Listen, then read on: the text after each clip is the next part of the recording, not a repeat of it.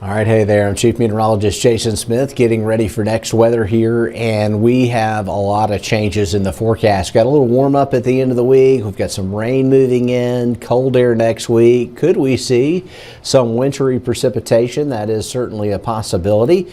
And for more on that, I'm going to send it over to meteorologist Matt Barrentine. Matt has an excellent breakdown on what we're seeing with the changes ahead in your forecast. Well, hey there, folks. I'm meteorologist Matt Barrentine. We're going to have some interesting weather next week, and I kind of wanted to break down the science of the possibilities here with this upcoming system next week. So first off, I'm going to start running a couple of models here.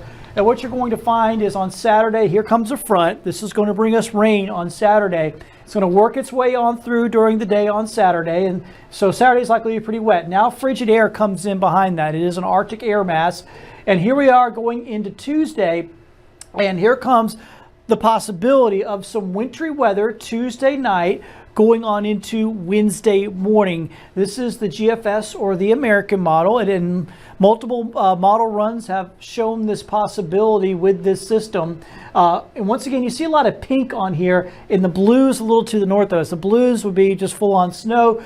Pink would be wintry mix here on the board for early on Wednesday. And it doesn't show up for everywhere in our viewing area, but for the northern and western parts of our viewing area. Now, this is the European model. We're going to run this one in the same exact way, showing that rain for us on Saturday with the front. Now, here comes that cold air blasting on in behind. Remember, this is a different model, but guess what? It's going to show a very similar setup. Look at Tuesday evening.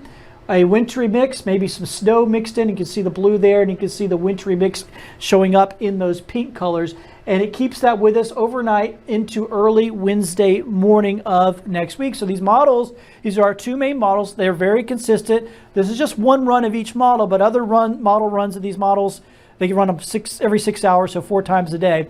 But other model runs have shown a very similar scenario here for us Tuesday night on into Wednesday morning. Now, exactly what we end up getting will completely have to do with how the atmosphere is set up. Keep in mind, you look at these maps and everything is two-dimensional, but the atmosphere is three-dimensional, and there's multiple layers to the atmosphere, and that can really impact what you get here out of wintry weather. I mean, we're talking about layers of warm air. If we had those layers of warm air, you get nothing but rain if it's a thick layer of warm air. If you got a little bit of cold air right down at the surface, you get freezing rain because the cold snow melts through the warm air, then it freezes on contact with the surface.